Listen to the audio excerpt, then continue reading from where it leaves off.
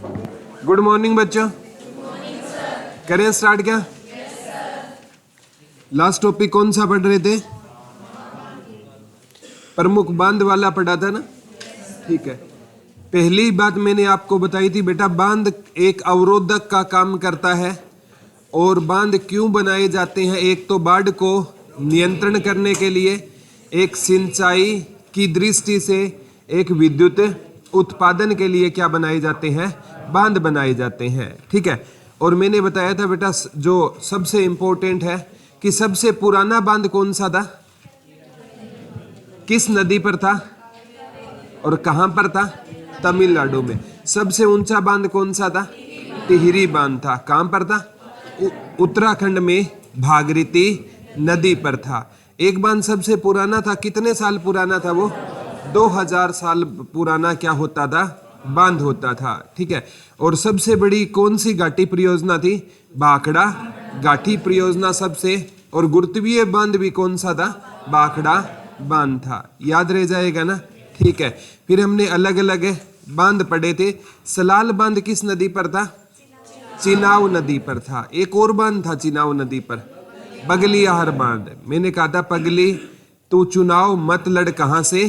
कश्मीर से। किसी ने क्या दी थी उसको? सलाह दी थी। तो सलाल बांध और बगलियार बांध चिनाव नदी पर रहेंगे। ठीक है। और एक हमने पढ़ा था जो टिहरी बांध था ना, वो कहां पर था? भागीरथी नदी पर, उत्तराखंड में था। ठीक है। और भागीरथ ठहर गया था जब तक गंगा ने उसको उत्तर नहीं दिया था। ठीक है। और फिर हमने सबसे इंपॉर्टेंट एक बांध पढ़ा था, सतलुज बांध। ठीक है। नहीं, सतलुज नदी पर कौन सा बांध रहेगा? भाखड़ा बांध। या तो पंजाब ना ही तो हिमाचल प्रदेश में हो जाएगा। ठीक है। तो कल हमने बहुत से, जैसे श्री सेलम है वो काम, झेलम नदी पर कौन सा बांध था? श्री कृष्णा नदी पर। श्री सेलम बांध किस नदी पर था? कृष्णा नदी पर। कहां पर था ये? आंध्र प्रदेश में था। ठीक है। श्री सेलम बांध किस नदी पर था? कृष्णा नदी पर, आंध्र प्रदेश में था। एक और था कृष्णा नदी पर, नागार्जुन बांध, वो भी कृष्णा नदी पर होता था। कहां पर होता था? आंध्र प्रदेश में होता था। याद रह जाएगा ना? आज हम पढ़ेंगे विश्व के अंतर्राष्ट्रीय संगठन, विश्व के प्रमुख अंतर्राष्ट्रीय संगठन। विश्व के प्रमुख अंतरराष्ट्रीय संगठन, विश्व के प्रमुख अंतरराष्ट्रीय संगठन। ठीक है। उनके हेडक्वार्टर से क्वेश्चन आता है बेटा। ठीक है। जैसे एशियाई विकास बैंक का हेडक्वार्टर कहां पर रहेगा? तो विश्व के प्रमुख संगठन व उनके क्या पढ़ेंगे बेटा? हेडक्वार्टर। ठीक है। उनके क्या पढ़ेंगे? हेड क्वार्टर को बोलते हैं बेटा मुख्यालय। क्या बोलते हैं? मुख्यालय पढ़ेंगे। अंतर्राष्ट्रीय संगठन व उनके मुख्यालय लिख लो। विश्व के अंतर्राष्ट्रीय संगठन व उनके मुख्यालय आज का हमारा टॉपिक रहेगा। एक क्वेश्चन बेटा यहां से पक्का, एक क्वेश्चन बनेगा ही बनेगा। विश्व के, ठीक है, अंतर्राष्ट्रीय संगठन व उनके प्रमुख मुख्यालय आज का हमारा टॉपिक रहेगा। ठीक है। एक है बेटा विश्व खाद्य एवं कृषि संगठन, विश्व खाद्य एवं कृषि संगठन। इसका हेडक्वार्टर रहेगा बेटा रोम, इटली में। लिख लो, रोम, इटली में। विश्व खाद्य एवं कृषि संगठन, विश्व खाद्य एवं कृषि संगठन का हेडक्वार्टर कहां पर रहेगा? रोम, इटली में रहेगा। विश्व खाद्य एवं कृषि संगठन का हेडक्वार्टर कहां पर रहेगा बेटा? रोम, इटली में। किसका हेडक्वार्टर रहेगा? विश्व खाद्य एवं कृषि संगठन का हेडक्वार्टर कहां पर रहेगा? रोम, इटली। याद करना मुश्किल नहीं है बेटा। कृषि करता है किसान। कृषि कौन करेगा? और किसान कृषि करता है ना, ठीक है, तो सुबह से शाम तक उसका रोम रोम दर्द करने लगता है। क्योंकि कृषि में क्या चाहिए बेटा? मेहनत चाहिए। सुबह से शाम तक जब किसान कृषि करता है ना, तो उसका क्या दर्द होने लगता है? रोम। रोम तो विश्व खाद्य एवं कृषि संगठन का हेडक्वार्टर कहां पर हो जाएगा? रोम इटली में हो जाएगा। कहां पर हो जाएगा बेटा? रोम इटली में हो जाएगा। याद रह जाएगा ना? ठीक है। तो ये जो हमारे मतलब है भारतीय राष्ट्रीय कांग्रेस से जो बिलोंग करती है सोनिया गांधी, उनका संबंध कहाँ से था? पुराना इटली से था। कहाँ से था? इटली से था। ठीक है। बाद में इन्होंने भारत की क्या ले ली थी? नागरिकता ले ली थी, क्योंकि शादी के बाद है ना नागरिकता मिल जाती है। क्योंकि पॉलिटिकल साइंस में ना आप 1 से 4 तक है जो कंसेप्ट पढ़ोगे ना, ठीक है, वो संघ व राज्य क्षेत्र, बाद में हम 5 से 11 पढ़ेंगे तो क्या पढ़ेंगे? नागरिकता, सिटीजनशिप। उसमें बताया जाता है कि किस प्रकार से हम नागरिकता ले सकते हैं और किस प्रकार से हमारी नागरिकता छीनी जा सकती है। ठीक है। तो नागरिकता किसने ली थी? सोनिया गांधी ने। या तो यहाँ सोनिया गांधी का संबंध कहाँ से था? इटली से। विश्व खाद्य एवं कृषि संगठन का हेडक्वार्टर कहाँ पर रहेगा? रोम इटली में रहेगा। कहाँ पर रहेगा बेटा? रोम इटली में रहेगा। ठीक है। एक बार पूछा गया था एशियाई विकास बैंक, एशियाई विकास बैंक, एशियाई विकास बैंक की स्थापना 1966 में हुई थी और हेडक्वार्टर रहेगा इनका मनीला। और मनीला किसकी कैपिटल रहेगी बेटा? फिलीपींस। फिलीपींस की कैपिटल कौन सी रहेगी? मनीला।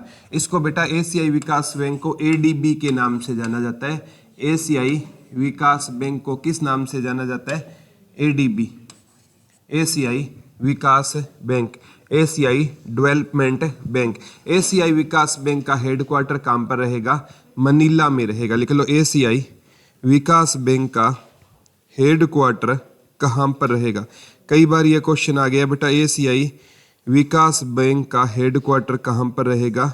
एशियाई विकास बैंक का हेडक्वार्टर कहाँ पर रहेगा? तो कहाँ पर रहेगा बेटा? मनीला में। एशियाई विकास बैंक कब बना था? 1966 में बना था। ठीक है। इसका हेडक्वार्टर कहाँ पर रहेगा? मनीला में रहेगा। ठीक है। अब देखो, याद करना मुश्किल नहीं है बेटा, एशिया महाद्वीप है ना, विश्व का सबसे बड़ा महाद्वीप है और विश्व की सबसे ज्यादा जनसंख्या किस महाद्वीप में निवास करती है? एशिया महाद्वीप में। क्योंकि एशिया महाद्वीप में भारत भी आता है, चाइना भी आता है। ये विश्व में जनसंख्या में नंबर 1 है। तो विश्व की सबसे ज्यादा जनसंख्या किस महाद्वीप में विकास करती है? एशिया।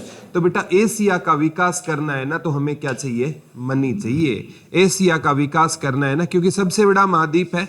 अगर इसका हमें विकास करना है ना तो क्या चाहिए बेटा?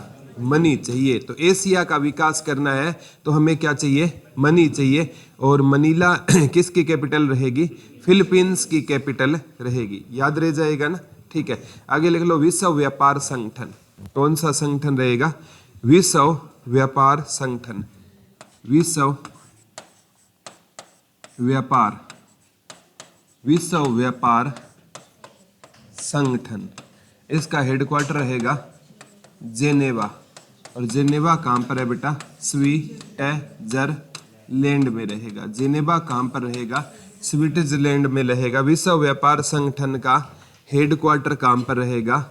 जेनेवा, स्विट्जरलैंड में रहेगा। विश्व व्यापार संगठन का हेडक्वार्टर कहाँ पर रहेगा बेटा? जेनेवा, स्विट्जरलैंड में रहेगा। एक बार मैंने आपको, जब मैं विश्व की प्रमुख संसद पढ़ा रहा था तो स्विट्जरलैंड की संसद पढ़ाई थी, अगर याद है तो।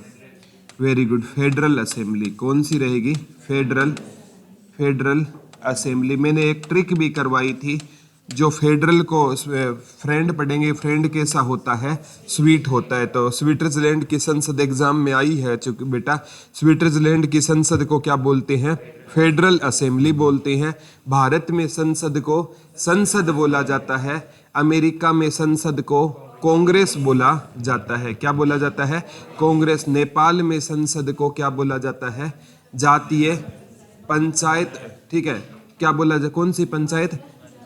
नेपाल की बोला जाता है राष्ट्रीय पंचायत। और बांग्लादेश को क्या कहा जाता है? जातीय संसद बोला जाता है। बांग्लादेश को बोला जाता है जातीय संसद और नेपाल को क्या बोला जाता है? राष्ट्रीय पंचायत। और पाकिस्तान और फ्रांस की नेशनल असेंबली। पाकिस्तान और फ्रांस की ऑस्ट्रेलिया और कई देशों की बताई थी, उनको पार्लियामेंट बोला जाता है। और जितनी भी है ना ये कंट्री है ना जो मॉडर्न से संबंधित है, उनमें क्या आएगा, मजलिस। क्या आएगा बेटा, जैसे अफगानिस्तान की तो शोरा थी, अफगानिस्तान की जो कौन सी थी संसद का नाम शोरा था, गान करेंगे तो क्या होगा, शोर होगा। ठीक है, तो विश्व व्यापार संगठन का हेडक्वार्टर कहाँ पर रहेगा, जेनेवा। याद करना मुश्किल नहीं है बेटा, आज के टाइम में किसी के साथ व्यापार करना क्या है, जानलेवा है। आज के टाइम में किसी के साथ व्यापार करना क्या है, जानलेवा है। तो व्यापार करोगे तो मतलब क्या आएगा, बीच में पैसा आएगा। एक सच्चाई मैं बताता हूं बेटा, हमेशा एक बात का ध्यान रखना।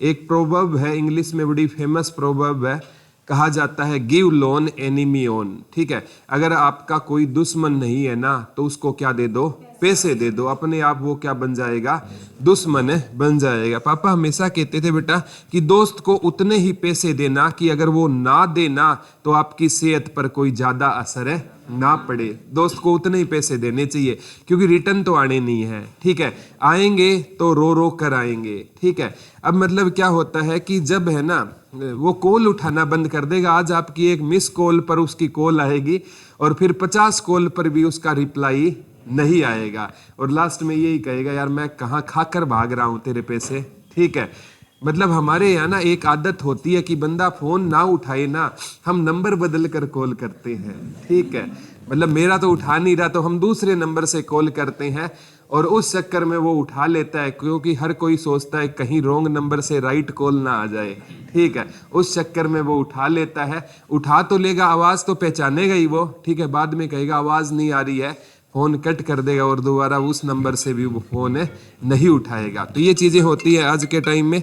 तो यहाँ पर बेटा विश्व व्यापार संगठन का हेडक्वार्टर कहाँ पर रहेगा, जेनेवा स्विट्जरलैंड। तो आज के टाइम में व्यापार क्या है, जानलेवा है। एक है अंतरराष्ट्रीय श्रम संगठन, अंतरराष्ट्रीय श्रम संगठन, अंतरराष्ट्रीय श्रम संगठन, इसका भी रहेगा जेनेवा, जेनेवा स्विट्जरलैंड में रहेगा। लिख लो, अंतरराष्ट्रीय श्रम संगठन का भी हेडक्वार्टर कहाँ पर हो जाएगा, जेनेवा स्विट्जरलैंड में हो जाएगा। अंतरराष्ट्रीय श्रम संगठन का भी हेडक्वार्टर कहाँ पर हो जाएगा, जेनेवा स्विट्जरलैंड में हो जाएगा। किसका रहेगा बेटा, अंतरराष्ट्रीय श्रम संगठन का भी हेडक्वार्टर कहाँ पर हो जाएगा, जेनेवा स्विट्जरलैंड में हो जाएगा। ठीक है, आजकल बेटा श्रम करने का मतलब होता है मेहनत करना। ठीक है, क्या करना, मेहनत करना। ठीक है, और सिंपल सी बात है, आज किसान से ज्यादा है ना इस जहां में कोई दूसरा मेहनत नहीं कर सकता। किसान है ना 6 महीने पे, मतलब फसल तो 6 महीने बाद में आएगी, आज से ही उसके लिए मेहनत करना क्या करेगा, शुरू करेगा। लेकिन जब फसल होने वाली होती है ना, तब यहाँ तो कोई तूफान आ जाएगा, यहाँ कोई आपदा आ जाएगी। तो आज के टाइम में जो श्रम करना भी क्या हो गया है, जानलेवा हो गया है। आजकल श्रम करना भी क्या हो गया है, जानलेवा हो गया है। पता नहीं हर साल बेटा कितने किसान है ना वो सुसाइड करते हैं। ठीक है, आप रिपोर्ट उठाकर देखना, क्योंकि है ना एक किसान ही ऐसा इस ब्रह्मांड में, पूरे एंटायर यूनिवर्स में ना, एक जो हमारा फार्मर ही एक ऐसा क्रिएचर है, ऐसा प्राणी है। ठीक है, क्योंकि अगर एक किसान है ना वो अपनी फसल को मंडी में ले जाएगा और मंडी में कोई तीसरा इंसान उसकी क्या लगाएगा, बोली लगाएगा, और किसान है ना दोनों हाथ पीछे बांधे खड़ा रहेगा बेचारा, अपनी फसल अपनी मन मर्जी से वो बेच भी नहीं सकता। इधर आप चंपल वाले के पास जाओगे ना, ठीक है, आप कहोगे मेरे को तो 500 में दे देगा, देनी है तो दे दे, वो कहेगा 500 में नहीं दूंगा, 600 है तो दूंगा। तो मतलब आप उससे जिद नहीं कर सकते, वो तो 600 में देगा तो 600 में ही देगा। लेकिन किसान के साथ ऐसा भी नहीं है, कोई तीसरा आकर बोली लगाएगा और उसको मजबूरी में अपनी फसल बेचनी पड़ेगी। हम एक किसान ही ऐसा है जो अपनी मर्जी से क्या नहीं बेच सकता, फसल भी नहीं बेच सकता। किसान के आलूओं की कीमत कुछ भी नहीं है, लेकिन उसका रूप बदलते ही, चिप्स बनते ही उनकी कीमत बढ़ जाती है। तो ये चीजें होती है।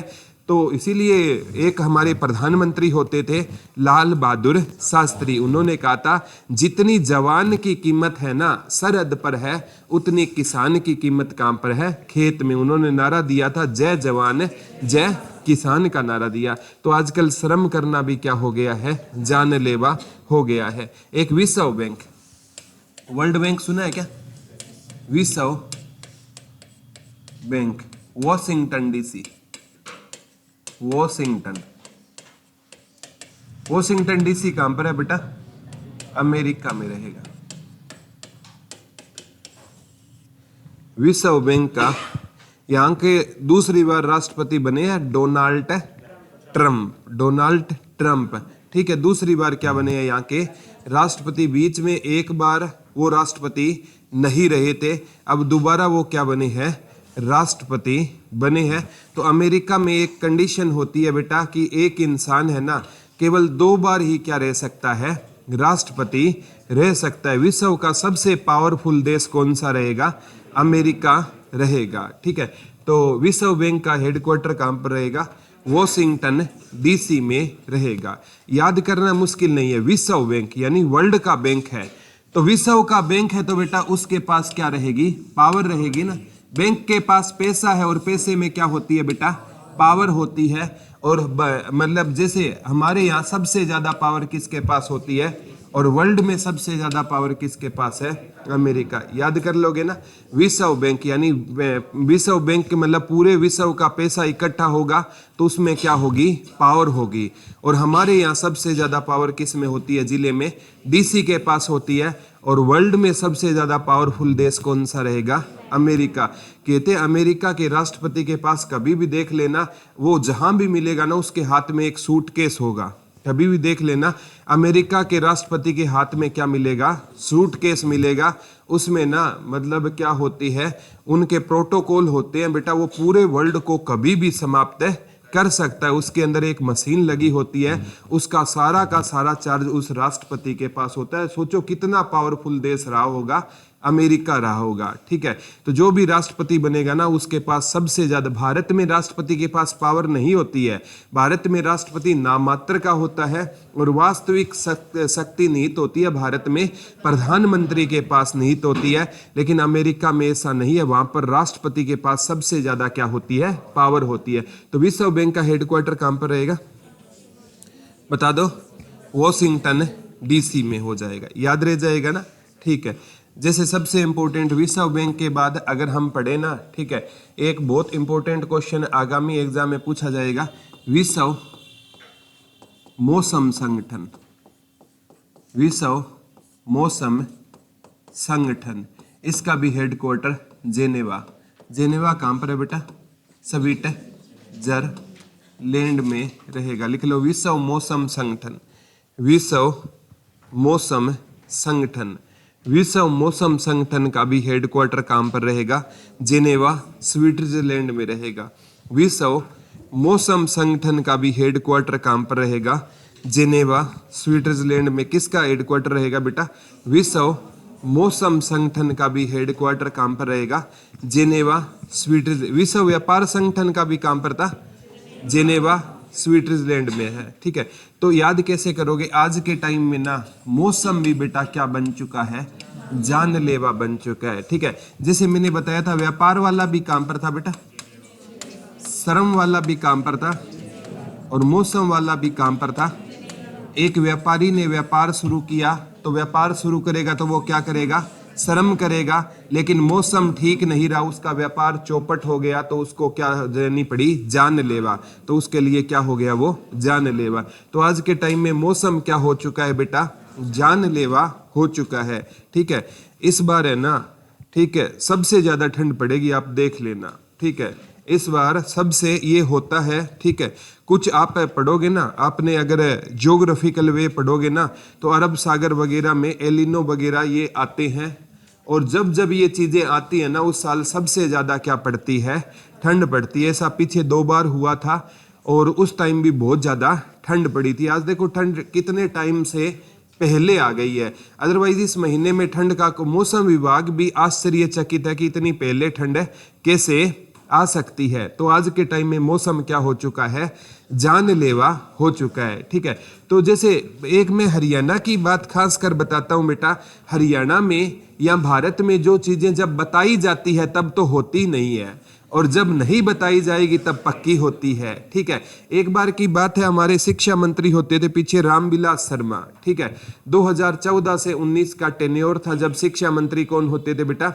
रामविलास शर्मा होते थे। पीछे शिक्षा मंत्री होते थे कंवरपाल गुर्जर, बाद में उनको हटाकर सीमा त्रिखा को भी बनाया गया था। अभी शिक्षा मंत्री कौन है? महिपाल ढांडा।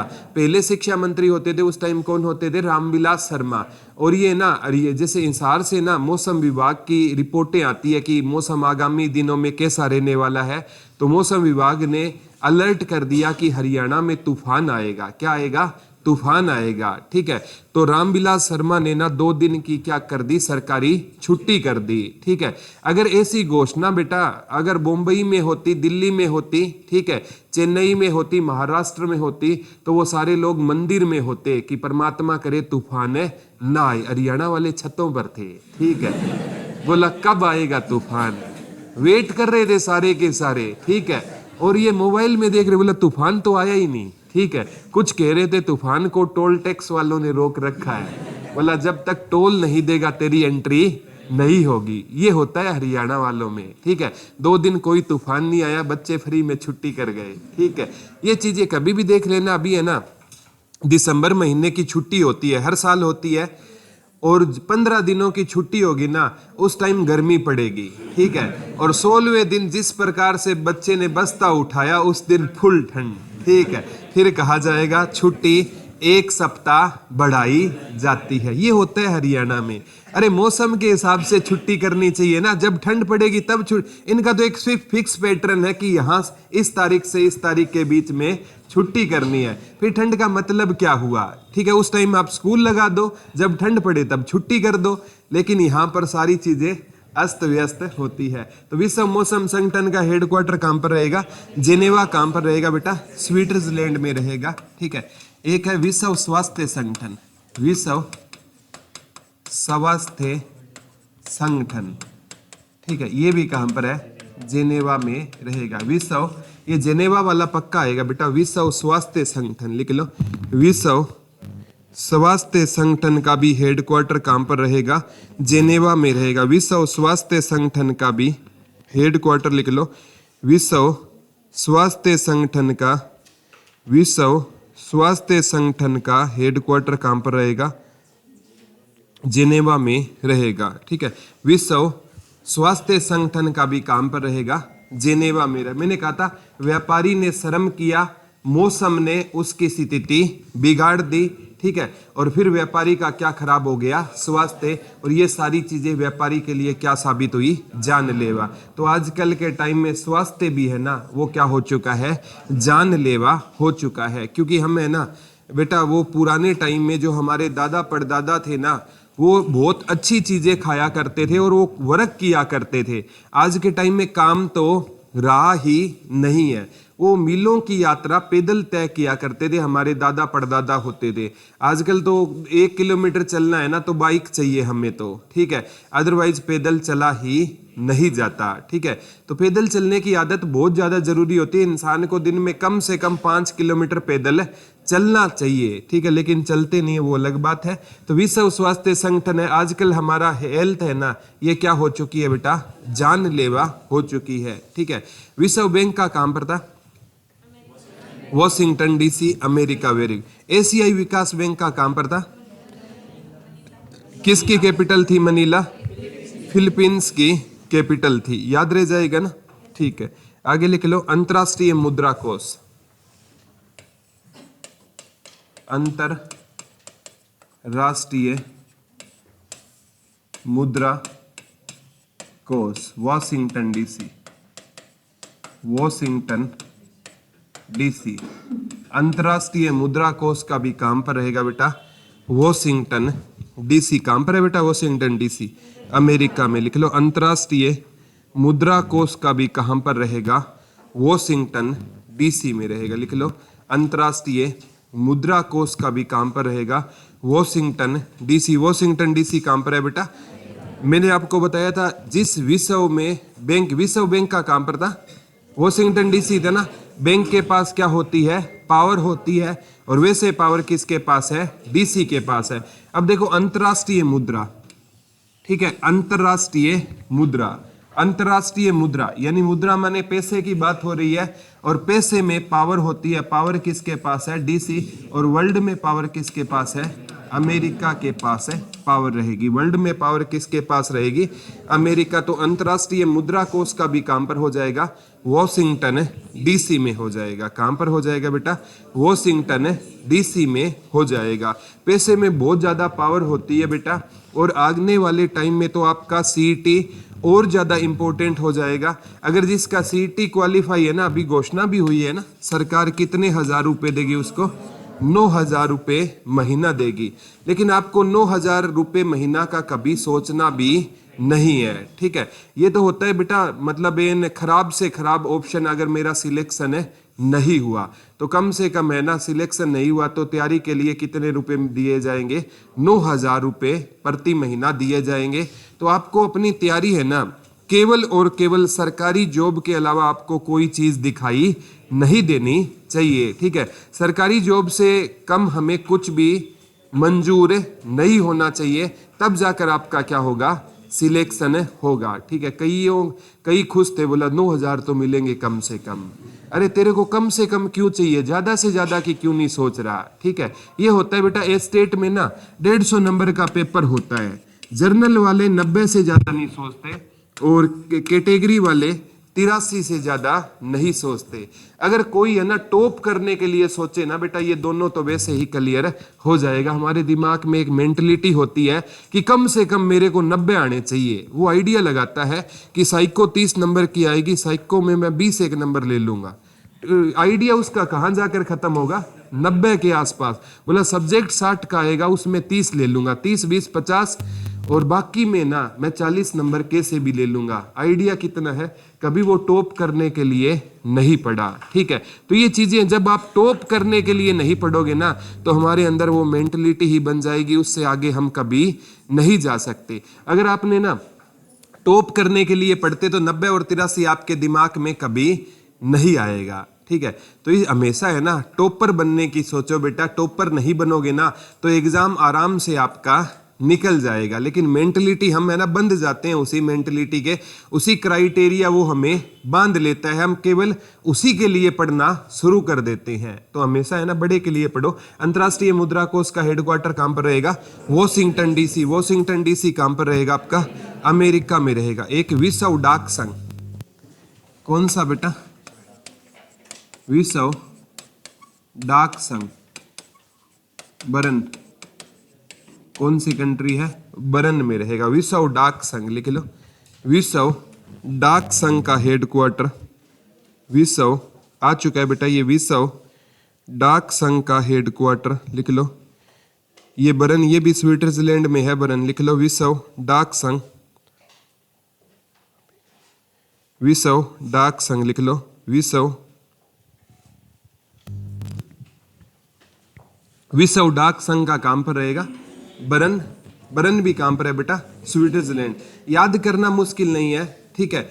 जो पुराने टाइम में जो डाकिये होते थे ना, ठीक है, पुराने टाइम में क्या होते थे, जो डाकिये, पुराने टाइम में आप कभी भी देख लेना, हमारे पापा या दादा के टाइम में डाक टाइम पर पहुंचती ही नहीं थी, ठीक है। क्योंकि डाकिये ना डाक को क्या कर देते थे, बरन कर देते थे। कोई जवाबदेही तो होती नहीं थी बेटा, तो डाकिये डाक को क्या कर देते थे, बरन माने समझते हो क्या होता है, जला देते थे, ठीक है। पुराने टाइम में ना मतलब कोई किसी को शादी का न्योता भेजे ना, ठीक है, और जब न्योता पहुंचता और उस न्योते पर जब वो चाहता ना, तो आंगन में बच्चे खेल रहे होते थे, ठीक है। इतना लेट पहुंचता था वो, मतलब कोई हमने ना किसी को डाक भेजी है ना, किसी का कई तो इंटरव्यू भी नहीं दे पाते थे, इंटरव्यू के लिए कॉल आता था और इंटरव्यू की कॉल उसको 1 साल बाद पता चलती थी कि तेरा इंटरव्यू है। इतने तो 1 साल की कोई सैलरी ले गया होता था, ठीक है। तो पुराने टाइम में डाक प्रचार बड़ा स्लो होता था। आजकल तो ईमेल जीमेल इतनी फास्ट है, आप सोच भी नहीं सकते बेटा। आजकल तो सोशल मीडिया इतना फास्ट है, तो डाकिये का रोजगार खा गया है हमारा सोशल मीडिया, ठीक है। आजकल डाकघर की पोस्ट ये 10वीं बेस पर जीडीएस की पोस्टें आती है और कोई पोस्टें नहीं आती। और कोविड में जो 100% ले गया वो सारे डाकिये बन गए, ठीक है। और उनको ना लिखना नहीं आता, अब दिक्कत आ रही है, ठीक है। अब कोई पत्र को भेजना इंग्लिश में आते हैं आजकल, और उनको इंग्लिश आती नहीं है, वो सारे बेचारे गलत जगह भेज रहे हैं। कसूर उनका नहीं है, कसूर कोविड का था। कोविड में ना सभी के कितने आ गए बेटा, और इसकी मतलब इसमें एग्जाम होता नहीं है, इसमें जीडीएस में, और इसमें मेरिट बेस पर सिलेक्शन होता है, तो सारे के सारे डाकिये बन गए वो, ठीक है। तो ये चीजें हैं, दिक्कत करेंगे ये आने वाले टाइम में। अंतर्राष्ट्रीय मुद्रा कोष का काम पर है वाशिंगटन डीसी, ठीक है। एक लिख लो अरब लीग। कौन सी लीग बेटा, अरब लीग, अरब लीग, इनका रहेगा काहिरा। अरब लीग का हेडक्वार्टर कहां पर रहेगा बेटा, काहिरा, लिख लो। अरब लीग कंट्री है कोई, अरब लीग, उनका हेडक्वार्टर कहां पर रहेगा, काहिरा में रहेगा, लिख लो। अरब लीग, अरब लीग का हेडक्वार्टर कहां पर रहेगा, काहिरा में रहेगा। कौन सी लीग है बेटा, अरब लीग रहेगा, इसका हेडक्वार्टर कहां पर रहेगा, काहिरा में रहेगा। अरब लीग का हेडक्वार्टर कहां पर रहेगा, काहिरा में रहेगा, ठीक है। याद करना मुश्किल नहीं है बेटा, ठीक है। जो काहिरा में क्या पढ़ेंगे, हीरा, और हीरा कैसे होता है बेटा, हीरे की कीमत किस में होती है, अरबों में होती है। अरब लीग का काम पर हो जाएगा काहिरा। अरब मतलब काहिरा में क्या पढ़ा हमने, हीरा, और हीरे की कीमत किस में होती है, अरबों में होती है। याद रह जाएगा ना, ठीक है। जैसे एक बार पूछा गया था, अंतरराष्ट्रीय परमाणु,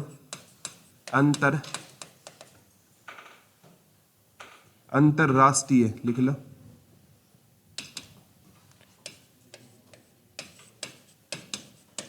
परमाणु, अंतरराष्ट्रीय परमाणु ऊर्जा प्राधिकरण, प्राधिकरण, इसका वियना, वियना कहां पर है बेटा, ऑस्ट्रेलिया नहीं, ऑस्ट्रिया, सही बोला आपने, ऑस्ट्रिया, लिख लो।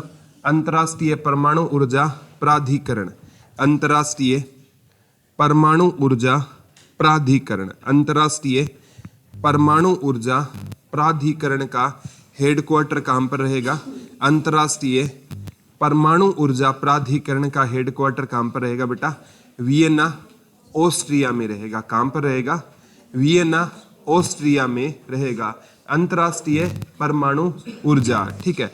याद करना मुश्किल नहीं है बेटा, ठीक है। जिस भी देश के पास है ना परमाणु ऊर्जा होगी, या जिस भी देश के पास है परमाणु हथियार होंगे, तो वो क्या बनेंगे आने वाले टाइम में, विजेता। क्या बनेंगे बेटा, विजेता से, विजेता उसको क्या मिलेगी, विजय मिलेगी, या विजेता बनेंगे। तो विजेता से क्या कर लेंगे, वियना। तो अंतरराष्ट्रीय कौन सा रहेगा बेटा, परमाणु ऊर्जा प्राधिकरण, अंतरराष्ट्रीय परमाणु ऊर्जा प्राधिकरण का काम पर रहेगा वियना। वियना काम पर रहेगा, ऑस्ट्रिया में रहेगा। काम पर रहेगा बेटा, ऑस्ट्रेलिया में रहेगा। याद रह जाएगा ना।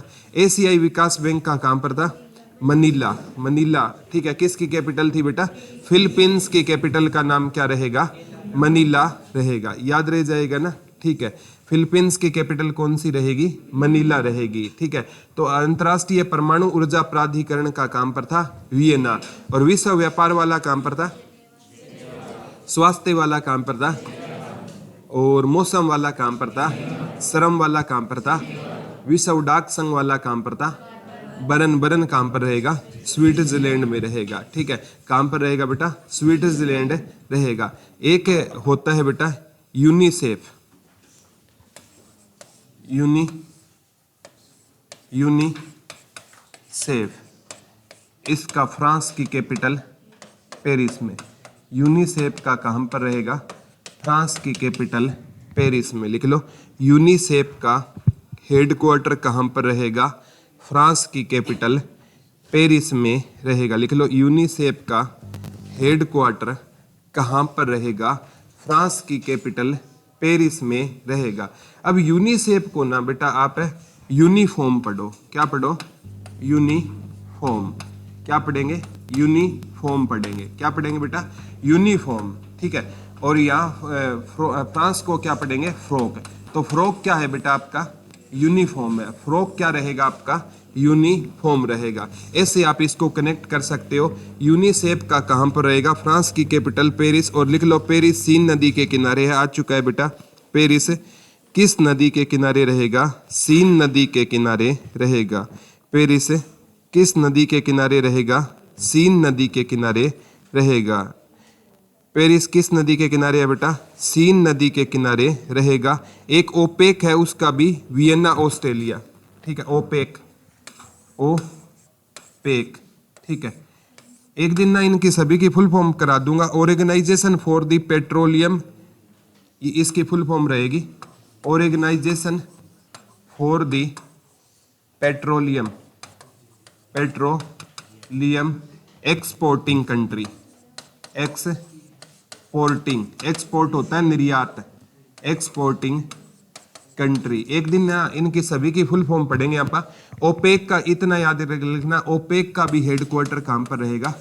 वियना ऑस्ट्रिया में रहेगा। ओपेक का हेडक्वार्टर कहां पर रहेगा? वियना ऑस्ट्रिया में रहेगा। लिख लो, ओपेक का हेडक्वार्टर कहां पर रहेगा? वियना ऑस्ट्रिया में। किसका हेडक्वार्टर रहेगा बेटा? ओपेक का हेडक्वार्टर रहेगा। वियना ऑस्ट्रेलिया में ऑस्ट्रिया में किसका हेडक्वार्टर रहेगा? ओपेक का हेडक्वार्टर रहेगा। ठीक है, जैसे है ना ओपेक, ठीक है, जैसे ओपेक, ठीक है, कोई अपने दोस्त को कह रहा है भाई ओपेक मुझे और पैक पीना है, वियना, हम मुझे क्या पीना है? और पैक पीना है। वियना, वियना कहां पर रहेगा? ऑस्ट्रिया में रहेगा। वियना कहां पर रहेगा? एक वियना में किसका था? अंतरराष्ट्रीय परमाणु ऊर्जा प्राधिकरण का भी काम पर था बेटा, वियना में था। एक लिख लो, यूरोपियन संघ। कौन सा संघ रहेगा बेटा? यूरोपियन संघ 1993 में बना था। यूरोपियन संघ, इसका हेडक्वार्टर रहेगा ब्रुसेल्स, बेल्जियम में। ब्रुसेल्स, और ब्रुसेल्स कहां पर रहेगा बेटा? बेल्जियम में रहेगा। ठीक है, एक लिख लो आपका आगामी एग्जाम में, नाटो का भी ब्रुसेल्स, नाटो का भी कहां पर रहेगा? ब्रुसेल्स, बेल्जियम में रहेगा। नाटो का भी कहां पर रहेगा? Brussels, Belgium. North Atlantic Treaty Organisation, North Atlantic, North Atlantic Treaty होती है संधि, ठीक है, नॉर्थ एटलांटिक ट्रीटी, ठीक है, ऑर्गेनाइजेशन।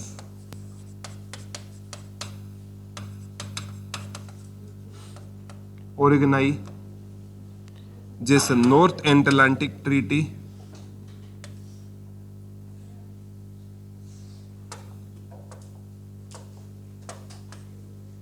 ऑर्गेनाइजेशन।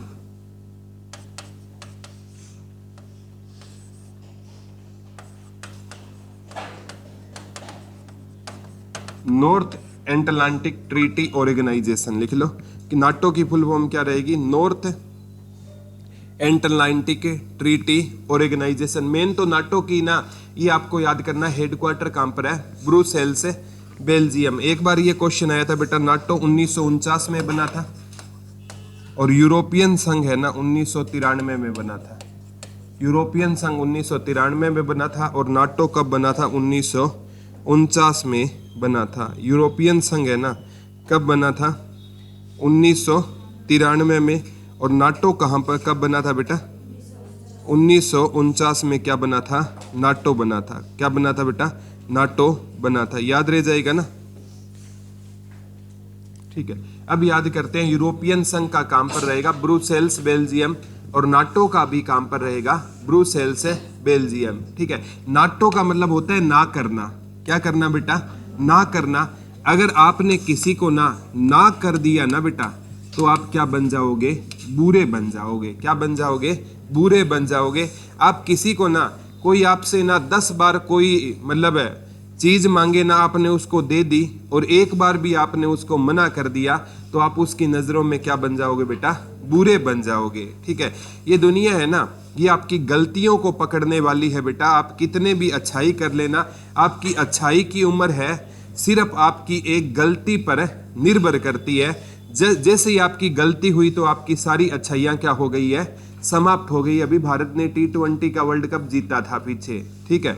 रोहित शर्मा और इसकी टीम की इतनी प्रशंसा हुई थी, मीडिया चैनल पर यही दिखाए जा रहे थे। अभी न्यूजीलैंड ने भारत में आकर इनको 3-0 से हरा दिया। बोला रोहित शर्मा को खेलना ही नहीं आता, ठीक है। विराट कोहली बोला स्पिन खेल ही नहीं सकता। और वो लोग आलोचना करते हैं बेटा जो गली क्रिकेट खेलते हैं, ठीक है, वो विराट कोहली पर उंगली उठा रहे हैं, बोला इसको खेलना नहीं आता, ठीक है। ये होती है हमारी मानसिकता, ठीक है। अब अरे उस विराट की हम क्या बराबरी कर सकते हैं। उसके पिता की लाश सामने खड़ी थी और पिता की लाश को वो आग देने के बाद अगले दिन है ना वो रणजी का फाइनल मैच खेलता है और वो मैच वो ड्रा करवाता है। सारे दिन वेटिंग करता है, अपनी पहले दिन उसने पिता को खोया, अगले दिन वो मैच खेल रहा है। उसके आप टेम्परामेंट की क्या बराबरी कर सकते हैं। देखो अच्छा फेज और बुरा फेज इंसान के जीवन में आएगा ही आएगा, ठीक है। इसीलिए कहा जाता है बेटा, ठीक है, form is temporary but class is permanent. इंसान की फॉर्म होती है ना वो टेम्परेरी है, ठीक है। आज आपको ना आपके दिन अच्छे नहीं चल रहे, आपके एग्जाम क्लियर नहीं हो रहे हैं, लेकिन जो आपकी क्लास है ना वो परमानेंट है। वो एक दिन है ना आपको एक ऐसा फेज आता है बेटा जीवन में, आप एक जॉब लग जाओ और एक जॉब लगने के बाद है ना आप बिना पढ़े कोई भी एग्जाम दे देना, गारंटी के साथ है ना आप सेकंड जॉब में क्या कर लोगे, स्विच कर लोगे। ये गारंटी के साथ कहता हूं। एक जॉब लगने की देरी होती है बेटा, एक जॉब लगने के बाद है ना इंसान बिल्कुल मेंटली फ्री हो जाता है, नथिंग टू लूज होता है। वो ये सोच कर जाता है ये एग्जाम मेरा क्लियर नहीं हुआ फिर भी कोई दिक्कत नहीं, मेरे पास एक जॉब है। और ये फेज आते ही ना तो उसके 8 से 10 क्वेश्चन ऐसे होते हैं जो आपके आते हुए आपके गलत होंगे और उसके आते हुए वो गलत नहीं होंगे। बस उसी फेज से आपको निकलना है। अब आपके टाइम में वो फेज चल रहा है, आपके 4 से 5 क्वेश्चन आते हुए गलत करेंगे या आप निशान भरते बी का सी भर दोगे, सी का डी भर दोगे। इतना ही कंपटीशन में आप पीछे हो, ज्यादा पीछे नहीं औरों से, ठीक है। हर इंसान है ना बाद में कहता है सर मेरे आते हुए क्वेश्चन गलत हो गए, या ना वो क्या करेगा, भरना बी होगा लेकिन वो लास्ट बार पढ़ेगा ना क्वेश्चन को, पहले सही टिक करेगा, फिर बोला यार सी हो सकता है इसका, फिर वो सी टिक करके आएगा। ये चीजें आपके जीवन में अभी चल रही है क्योंकि आपका स्ट्रगलिंग फेज चल रहा है। इस फेज से निकल जाओगे जल्दी, अगर इस लाइन में रहे तो इस फेज से निकल जाओगे, और लाइन छोड़ दी तो फिर फेज तो बहुत मुश्किल आने वाला है बेटा। थोड़ा सा ना जिस फेज में आप तैयारी कर रहे हो ना उसी फेज में लगातार है ना बने रहना जब तक आपको सफलता ना मिले, ठीक है। तो नाटो ना करते इंसान है ना क्या बन जाएगा बेटा, बुरा बन जाएगा। यूरोपियन संघ, ठीक है। यूरोपियन मतलब हम किसके गुलाम रहे हैं बेटा, यूरोपीय कंट्रियों के हम गुलाम रहे हैं। तो यूरोपीय लोग भारतीयों के लिए क्या होते थे, बुरे होते थे। यूरोपीय लोग भारतीयों के लिए क्या होते थे, बुरे। तो यूरोपियन संघ कब बना, 1993। नाटो कब बना, नॉन एंटलाइंटिंग ट्रीटी ऑर्गेनाइजेशन, नाटो बना था, ठीक है। एक बेटा नेम की भी स्थापना हुई थी गुट निरपेक्ष आंदोलन की, ठीक है, 1961 में। लिख लो गुट निरपेक्ष आंदोलन। ये चला था, ये कब चला था ये पूछा जाता है, गुट निरपेक्ष आंदोलन। गुट निरपेक्ष आंदोलन 1961 में बेलग्रेड, पहली बैठक हुई थी, बस इसकी पहली बैठक पूछी जाती है बेलग्रेड में हुई थी। ये ना वो आंदोलन था जो पंडित जवाहरलाल नेहरू इसके प्रमुख माने जाते हैं। लिख लो ये नेम नॉन अलाइंड मूवमेंट बोलते हैं। 1961 में चला था बेलग्रेड में, ठीक है।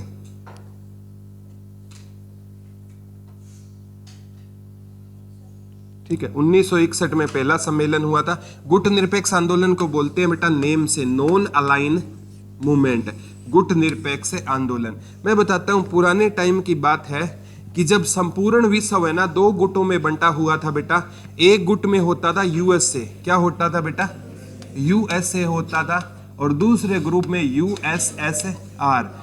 यूएसएसआर में लास्ट जो विघटन हो गया था इसका 1991 में, इससे अलग हो गया। रूस है ना वो यूएसएसआर का क्या होता था, सदस्य होता था। और बेटा जो है ना पहले अमेरिका के गुट में जाता तो वो रसिया का दुश्मन हो जाता, और रसिया के गुट में जाता तो वो किसका दुश्मन हो जाता, बिट्टो पावर है ना अमेरिका के पास भी है और रूस के पास भी है, और सबसे ज्यादा विटो पावर का प्रयोग रूस ने किया है अमेरिका के खिलाफ। यानी अमेरिका कहता है ये काम होना चाहिए, रूस कहता है ये काम है नहीं होना चाहिए। विटो पावर एक ऐसी पावर होती है बेटा जो काम करवा नहीं सकती, काम है रुकवा सकती है। एक हमारे राष्ट्रपति होते थे ज्ञानी जेल सिंह, ठीक है, उन्होंने एक बार पॉकेट विटो का प्रयोग किया था। राष्ट्रपति के पास भी विटो पावर होती है, और उसने ना एक भारतीय डाकघर अधिनियम आना था, तो उस पर पॉकेट विटो का प्रयोग एकमात्र राष्ट्रपति ने किया था। लिख लो ज्ञानी जेल सिंह। पॉकेट विटो का प्रयोग किस राष्ट्रपति ने किया था? ज्ञानी जेल सिंह। बहुत बार एसएससी ये क्वेश्चन पूछती है, पॉकेट विटो का प्रयोग किस राष्ट्रपति ने किया था? ज्ञानी जेल सिंह ने किया था। पॉकेट विटो का प्रयोग भारतीय डाकघर अधिनियम पर किया था। किस अधिनियम पर किया था बेटा? भारतीय डाकघर अधिनियम पर किस विटो का प्रयोग किया था? पॉकेट विटो का प्रयोग किया था। किस अधिनियम पर किया था? भारतीय डाकघर अधिनियम पर किस विटो का प्रयोग किया था बेटा? पॉकेट विटो। और विटो पावर ऐसी होती है जो काम करवा नहीं सकती, काम में रुकवा सकती है। याद रह जाएगा ना, विटो पावर कैसी पावर होती है? इसे निषेधात्मक पावर बोलते हैं। क्या बोलते हैं बेटा? विटो पावर कैसी होती है? जैसे बांध का काम क्या था? अवरोध पैदा करना। एक है एशियान, जकार्ता इंडोनेशिया। एशियान सुना है क्या? एशियान, जकार्ता इंडोनेशिया, ठीक है, एशियान, ठीक है, association of South East Asian nation बोलते हैं। Association of South East Asian nation, association of, association of south, association of South East Asian nation, association of South East Asian nation. एक दिन है ना हम फुल फॉर्म पढ़ेंगे main. Association of South East Asian nation. Jakarta कहाँ पर रहेगा बेटा? इंडोनेशिया में रहेगा। जकार्ता कहाँ पर रहेगा? इंडोनेशिया में रहेगा। यहाँ तक याद हो जाएगा क्या? ये थे विश्व के प्रमुख क्या है बेटा? संगठन। एशियान है ना, इसका जकार्ता कहाँ पर रहेगा? इंडोनेशिया में। इसकी फुल फॉर्म रहेगी Association of South East Asian Nation. इसकी फुल फॉर्म क्या रहेगी? Association of South East Asian Nation. ASEAN की फुल फॉर्म क्या रहेगी? Association of South East Nation. ये इसकी मतलब हेडक्वार्टर कहाँ पर रहेगा? जकार्ता इंडोनेशिया में रहेगा। याद रह जाएगा ना, ठीक है। तो आज हमने क्या पढ़े हैं? अंतर्राष्ट्रीय प्रमुख अंतर्राष्ट्रीय संगठन व उनके हेडक्वार्टर पढ़े हैं, ठीक है। तो और बेटा जिस भी बच्चे का ना एस्टेट का एग्जाम है ना, ठीक है, एस्टेट में 10 नंबर की हरियाणा जीके आएगी। कितने की आएगी? 10 नंबर की हरियाणा जीके आएगी। और ये एस्टेट इंपॉर्टेंट इसलिए है बेटा क्योंकि इस एस्टेट के बेस पर टीजीटी की भर्ती आएगी। इस और जो जेबीटी है ना ये भी इंपॉर्टेंट है, ठीक है।